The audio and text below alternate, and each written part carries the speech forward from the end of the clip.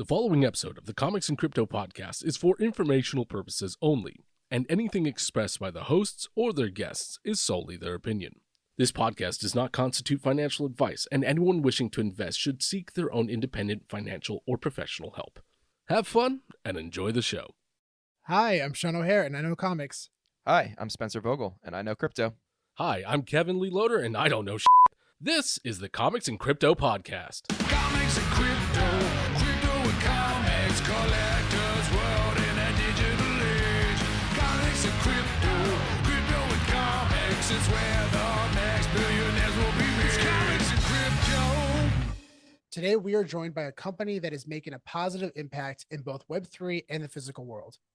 We are very excited for you to hear about their life-saving technology. Please welcome David and Omar from Skypath Security. David, Omar, hey, what's up, going on, guys? guys? Thanks so much for coming on today. Oh, thanks for having us. We appreciate it. Appreciate you guys taking the time out your busy days. I've seen your platform grow, so it's just a privilege for us to join you guys on your growth. So thank you. Oh, I Thank you, appreciate man. that. Thank you so much. Yeah, it's been very exciting talking to Jason about the things you guys have been working on. And man, I talk to Jason almost every day. And, you know, when he talked to me about what you guys are doing, the things you're developing, my jaw just dropped. You can hear his excitement, just, Oh, talking yeah. about what you guys are building. So, yeah, Oh, yeah. we just figured we had to talk to you guys. Yeah, Appreciate it. got a bunch of new things coming out too in the next couple of weeks as well that are really going to trump even everything we have right now, which is still Wow. like And Omar, incredible. that's amazing. Can't contain his excitement. So before we dive into the company, how did you get involved with Web3? I've got a long technical background. I started one of the first internet companies way back in the day, back in the early 90s.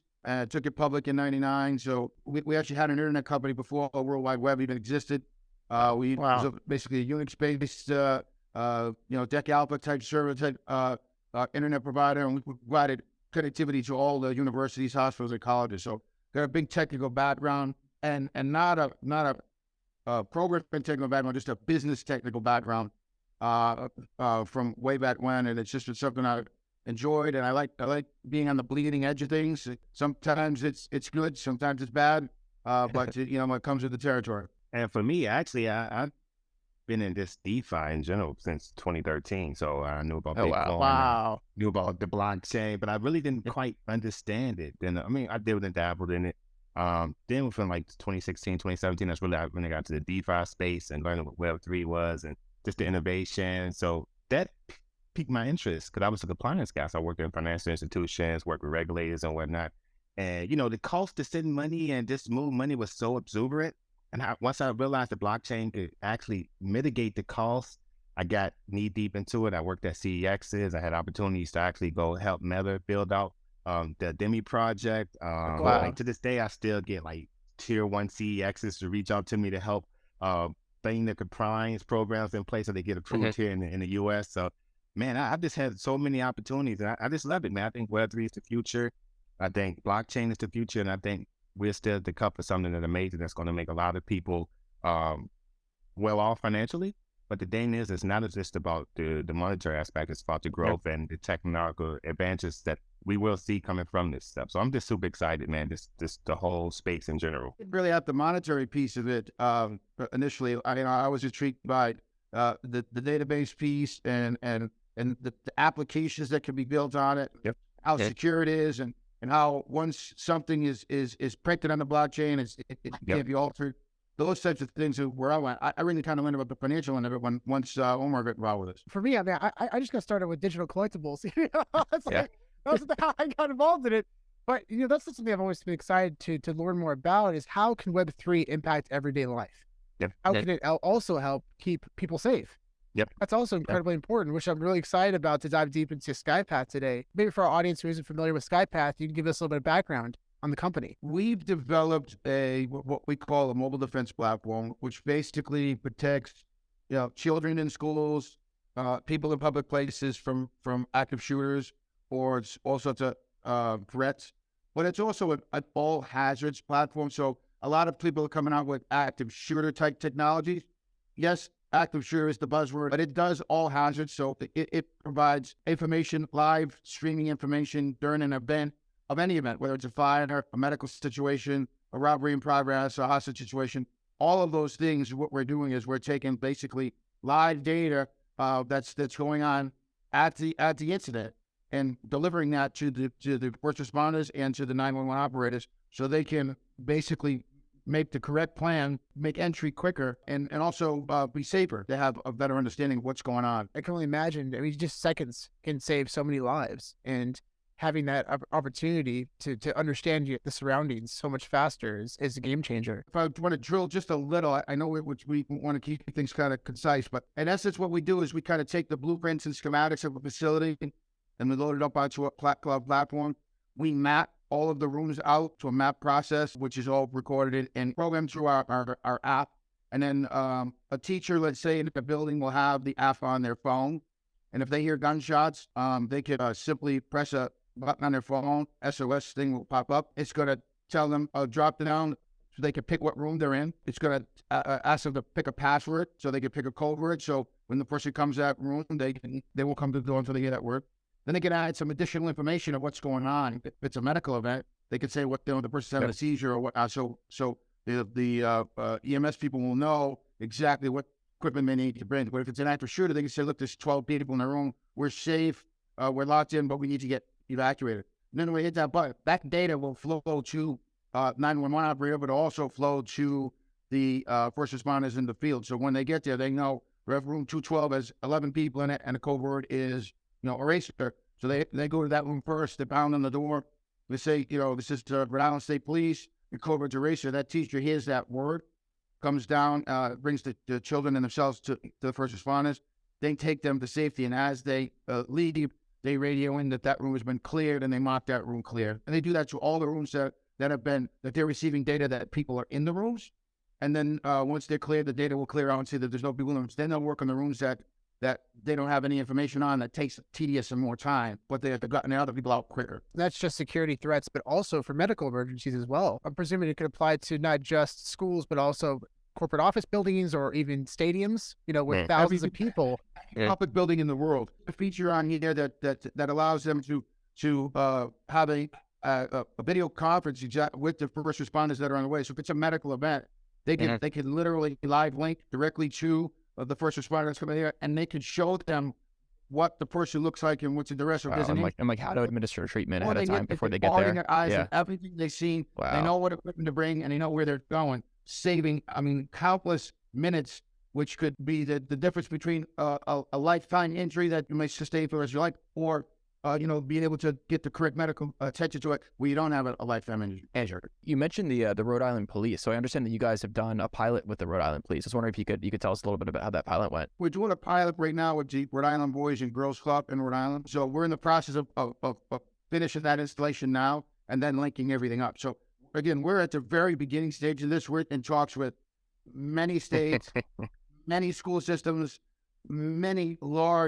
very large corporations. We're trying to put all this stuff together so we can do a deployment schedule that makes sense, so we can get everybody installed. And it's an easy installation. It's a SaaS model, so no hardware needed. It can run on all your existing hardware that you have, your Android phones, your Apple phones, your tablets, your PCs. Point you to a location, you download your software, then we assign the credentials. It's very secure. There's no way to get through this. Again, we use blockchain for security of this stuff. And then once it's up and running, then the data just kind of flows between the devices as it's requested and sent back and forth. Yeah. Also with the again, like I explained to you with the video conferencing, if there's cameras in the building as well, first responders are able to see what's going on in the building on their devices from all the cameras that are there. And we will, in our location, be able to see what's going on in the building before first responders get there. So as they get a 911 call, they begin to roll. They stop. 911 operator brings up on their PC the blueprints and schematics. Activity starts happening on them as to mapping out where people are. First responders that are there, incident commanders or whatever, will bring that up on their devices there. So when they get there, they have that information. And then also our guys who see what's going on, and they'll be able to type text messages across the bottom of the screen saying, "This is Skypath knock. We have eyes on the offender. This is the hardware he's carrying. Looks like he has a backpack of mags. This is what he's wearing, and this is his movement." So when they get there now, you don't have a Uvalde, you don't have a Colorado, you don't have a Minnesota, where it countless hours where tickets before they could enter the building. They could get there, they make a team, and they'll first do an isolation team, which will isolate the offender to a certain area, so they know that he cannot get outside that area that they've isolated. They'll begin the evacuations, and then they'll slowly tighten the noose on that isolation area until they have, and whether they arrest him or make that building safe again. So you mentioned, I guess, technology and blockchain. You mentioned kind of, I guess, the security aspect, and that's data security. That's how blockchain is integrated into your platform. But I'm curious, like, how else you guys are using blockchain technology to, basically make this all work. Blockchain, like David said earlier, is you can't manipulate it. You can't do anything to this corrode the data. It's there, it's stored, it's public. So we realized if we put our information, our data on there, then we get trusted, it's safe, it's secure, and it's there forever.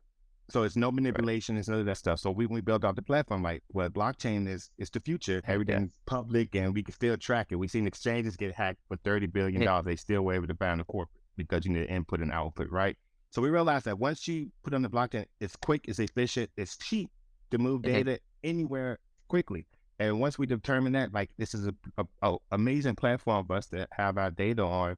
Plus, it brings in real world utility to clients who might not be so friendly on blockchain technology. It might, DeFi or crypto, I'm not really sure about that. But once you have a product that actually works from real technology, it's so much stuff Dave hasn't even told you, that states that require the technology, all these things. Go ahead, David.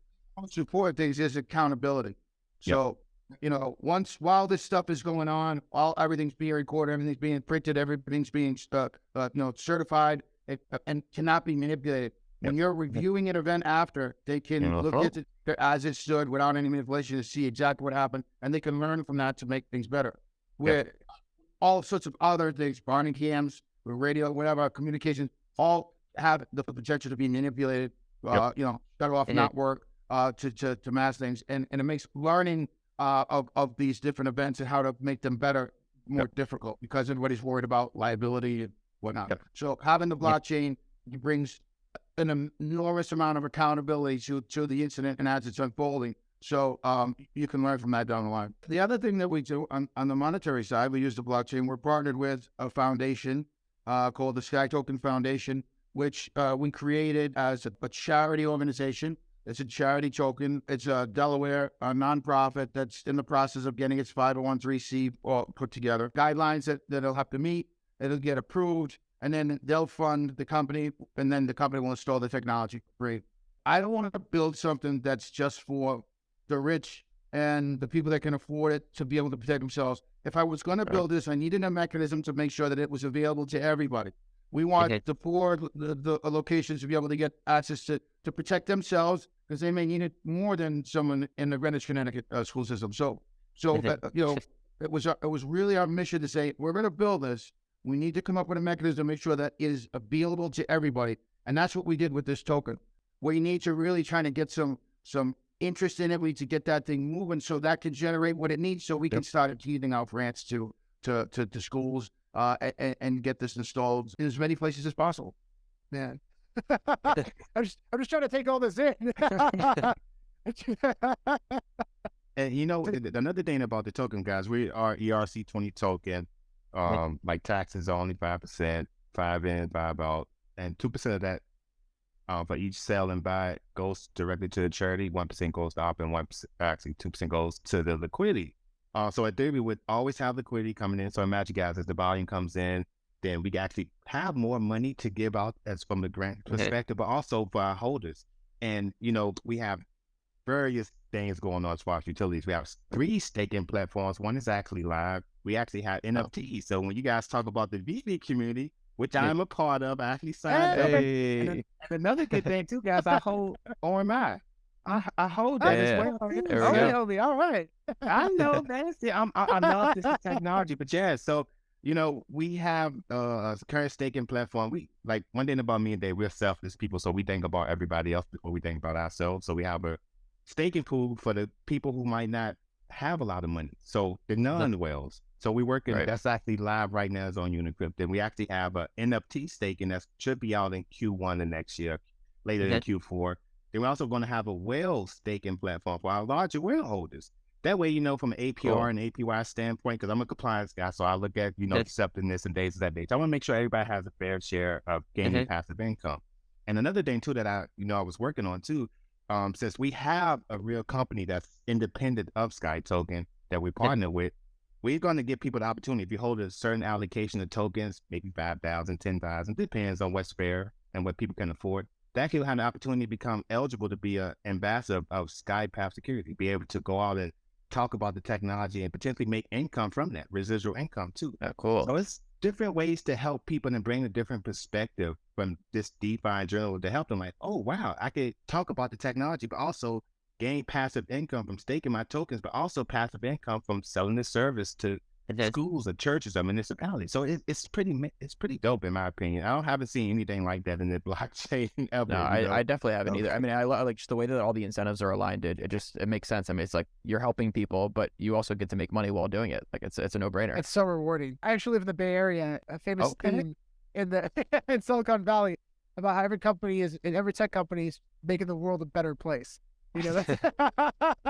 But you guys literally are making the world a better place. So it's unbelievable. So we're trying to. I mean, we're giving it a good effort, and we have really good intentions behind everything. So good intentions with the technology to save lives and to make this first responders' jobs safer. We're not here to say, hey, I'm going to charge a lot of money for this. It's very affordable. You could do an entire school for under $10,000. Very, very inexpensive to roll out. Again, the charity, we want to make sure that everybody, no matter what their economical status is, that their social economic status is, that they can afford this. So, or we can fund it for them. We wanted to make sure that it was available to everybody. So maybe we could dive a little bit into the long-term vision for Skypath Security. On the basic front, our long-term vision is to be able to get this technology installed in as many buildings all over the world as possible to protect as many people as we can. That's really our first step, long-term vision. Beyond that, it's developing new technologies, always being on the forefront of new technologies. And I'm going to give you a little treat here right now that no one else has heard of yet. We posted a few little things here and there. We had just launched another division called Skypath Health, and it's an app on your phone that uses your voice to give you a COVID passport to tell if you have COVID, but it also will do influenza A, B, C, and D, and it will do the new RSV. So we have a technology that you use your phone, you speak into your phone, and based on the sounds of your voice, it can detect. Right now, it's a 92% effective rate. Holy shit. As it gets deployed in a wider scale, that the scientists anticipate that it will finalize somewhere around 98%. So it'll be pretty almost dead on accurate. So hospitals, schools, major corporations can use this. And probably a lot of people right now, especially today, we're coming up on the holiday season. All of these people are going to be gathering together in large groups where viruses can spread. Then those people get back to work, they bring them into the workplace, and then that could again spread to the workplace. So it could really have an adverse effect on productivity, especially today with the employee shortage. That's one thing. The second part that I want to do, which is I believe even bigger, we're in the final stages, and we're probably going to wrap it up on Monday. We're in the final stages of working with a new company that has an antenna. Well, we've got a new technology, patented technology that we're going to have the exclusive on for our industry, which it's an antenna that maps every square inch of the entire room, the air and everything. So wherever that person is moving, it could identify an individual right to the seat that they're sitting. And we're going to be rolling out that technology, replacing it. So we don't really use the tracking technology in schools today because of the way the BLE tags work and the anchors work. There's always can be some fault there. So if a teacher is 5 feet in the wrong direction, I could put her in a different room and they go to the wrong room. So today we use it where the teacher punches it in. So it can't be any more accurate than her telling it, and then that data comes up. But as we deploy this new technology, it can identify the exact seat that she's sitting in the room. And then it's more accurate. Also, in major big warehouses, people that are walking around the warehouse where they are, you can geo-fence them from pill pack areas or sensitive areas that they want not to go to. If there's a weather event and a building where it come down, you'll be able to know exactly where everybody is in the building. And we also have some technology that they could put on the wrist where if a building did come down, you'll know where they are, but you'll also know if they have a pulse, you'll know if they're alive or dead. So Wow. these are things that some of the clients that we're working with have requested from us that we have built and are in the process of setting up, getting our contracts in place to do major pilots, which we plan to announce over the next few weeks to a month. You guys are the first guys to hear this, and your audience. Oh, wow. Yeah. Well, And I'm just so honored. and guys, just to know that when we do partner with these huge companies, we are going to actually not press them on, but get an opportunity to also hold Sky token as well too. So imagine what that would do to our early holders and people that believe in the project, both the company and the crypto side of things. What it's going to do, because now you got institutional money that we all are fighting for to come into this space. You have it there. So I tell people this. Pay attention, guys. This is not a meme coin. This is not their new stuff. I love Sheba and all those great projects, but this is different. We have real technology, real I mean, you can compliance tell officers. you guys are a real company. It's not just a startup who's bootstrapping themselves with a crypto coin. We find that being real and having real technology and actually making a difference is much more difficult. So we're probably meeting those challenges to get people interested in the token, to understand how they can monetize themselves, how the feel good that you're just like you would when you donate to any charity. And then B, that you can use that donation to turn it into a monetary gain for yourself as well. So we're accomplishing all those goals, but it's been tough. No one's going to say it's been easy. If it was easy, everybody would be doing it. Yep. But at the end of the day, we know we have the formula, and everybody that sticks with us long term, and as long as we keep fighting in the trenches every day, at the end of the day, we know that we're going to be winners of this project. So maybe this would be a good opportunity to announce a giveaway that we're planning together as well. Yeah. Of course, our amazing friend Jason that connected us with you guys. As far as this giveaway, we're planning, and we can let you guys run it. So we're going to give away 500 of our beloved Sky token to 4 different winners, so a total of 2,000 Sky. And usually, because I'm a compliance guy, I put stipulations on and hold it for a minimum of 30 days. Just come join the community. That's all be required. Come join the community. Ask me questions. Ask me about my background. Ask anybody how we are. A lot of people vouch for us. We're real people, but we care about people as well too. As you can see, what David has built and when I came to join him on his mission. I mean, just the whole staff is amazing. But definitely join our socials and support you guys, man. If they support us and find some way to support both of us and add benefit and add value, I mean, matter of fact, what I do, we'll make it 5 prizes of 500 tokens each for a total of 2,500 Sky. That's just how we are. That's incredible. Thank you, Omar. That's incredible. So the Telegram is, we want to kind of run that a little differently, and we know that a lot of Telegrams can be contentious. And people, there's people watching wallets, there's people doing this, there's people. You don't stand for any of that. We know people need to sell. They buy it because they want to sell it at some point in time. So we know the sales are going to happen, and we don't frown on that. We don't call people out on it. So it's just the way of the world. And for some reason, there are certain Telegrams and certain groups that find out who's selling or try to find out what calls they are. They try to Believe me, in the VEVE community, we get a lot of that. No. The whole idea of when they buy the token is at some point in time they're going to sell, and that's going to happen all the time, every day on a regular basis. So the key is to be able to continue to get interest and continue to get buyers. And when you get buyers, they can, it's good to have buyers because if you're holding, you have a buyer that will be able to buy and hold the price. We treat that Telegram a little differently. I've gone in there a couple of times and I've been angry at it because they kind of it's natural that it happens, but we do our best that we're trying to help, and that's most of what to me on that aspect as well. And another thing too, to piggyback off that, I think we're one of the only projects, with me given my background, work with CXs and building our AML and fraud programs and all that stuff too. I actually give quizzes to the community to earn additional like Ethereum. This process, I'm really big on education in the crypto space. So I have numerous certifications and all this stuff, but you guys probably see I'm hanging up, like certified blockchain expert and all that stuff. But I want the people, because we're all early adopters here. I think the market cap might be under $1 trillion in crypto in general, right? But I think if we all can understand how to read smart contracts, understand what solidity, this basic terminology, what to look for, you won't fall for honeypots and rugs and different things of that nature. Actually, how to read Scan and what's Merkle tree, different things of that nature that just expand their knowledge base. I think knowledge is power, especially when it's something that's so infantile. But that's just some of the stuff we work on. But we don't care about sales. I embrace it. I tell people that, you should never be a diamond holder. Like, if you don't, somebody else will. We all have stories where we could have made massive amounts of money, but we decided to hold, right? Because greed. Right. I tell people, use logic, don't use emotion, and have an entry and exit point, man. Learn from somebody. I love that. No one else knows the people's financial situation is. They may need it. I don't really appreciate when people do that type of stuff. The other thing is, it's right with the education, and I know I've learned a lot from. I torture him. I'll be up all night long at 1 o'clock in the morning. Stocks, then I'll see somebody talking about something to do with Bitcoin or something. I'll send them this. Is this real? What's about this? I said last night I sent them like 5 at like 1 in the morning. Hey, look, I'm gonna be honest with you guys. He sent it to me. I didn't respond. Like, Dave, you know, can't nobody predict what's going on unless the whales manipulate that stuff. We don't know. Yeah. If you believe in it, go buy it and go sign up for VEVE. You know.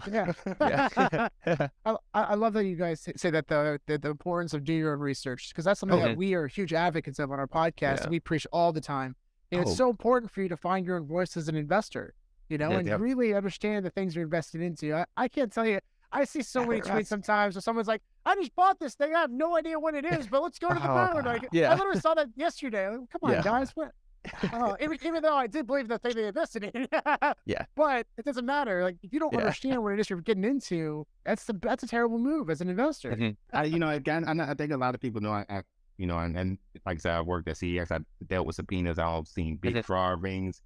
And I tell people, like, guys, like, set a certain, like, spend a cap, set a cap limit. If you don't unsure, you can't. I mean, they just put up the website, you know who the developers are. Go look at the contract created on Etherscan and see if it's the same contract being duplicated over and over and over. I mean, be smart with your money. Just like anything else we invest in, like we looking at stocks. I go to David, hey, David, can you look at this PE ratio? Tell me it's a good, like, you got to go first. Have good people in your corner that might be smarter than you. And I tell David, like, I'm not the smartest person in deep, but it's a problem, you know? So I try to surround yourself around good people who aren't trying to take advantage of you, because we all know you can hide, you can be anonymous, or, you know, you can go on socials and put a avatar up or some type of PFP of some, you know, NFT that you bought and nobody knows who you are, but you go back followers and people think you know what you're doing, but you actually got lucky. So I just tell people, education is key.